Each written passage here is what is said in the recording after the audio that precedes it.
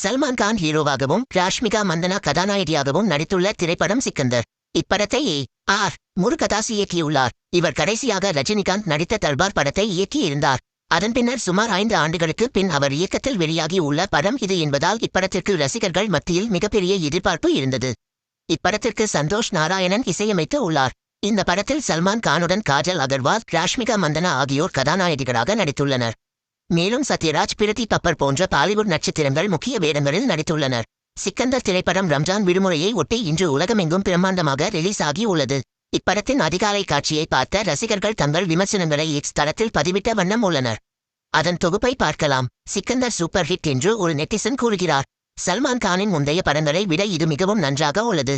ஆக்ஷனுடன் எமோஷனையும் அருமையாக காட்டியுள்ளனர். பாடல்களும் நன்றாக உள்ளன. படம் முழுவதும் அருமையாக உள்ளது என படத்தை பற்றி பாசிட்டிவாக பதிவிட்டுள்ளார். மற்றொரு நெட்டிசன் சிக்கந்தர் பெரிதாக ஈர்க்கவில்லை என்றார். ஆர் முருகதாஸ் ஏமாற்றம் அளித்தார். கதை, திரைக்கதை, கதாபாத்திர வடிவமைப்பு என அனைத்தும் சராசரியாக உள்ளது. ஒரு முறை பார்க்கலாம் என்று கூறியுள்ளார்.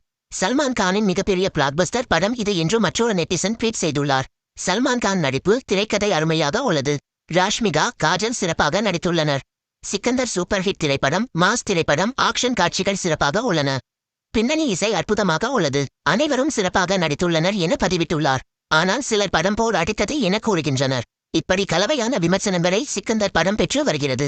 இருப்பினும் இப்படத்தின் வெற்றியை தீர்மானிப்பது அதன் பாக்ஸ் ஆபீஸ் வசூல் தான். அது எந்த அளவுக்கு உள்ளது என்பதை பொறுத்திருந்து பார்க்கலாம்.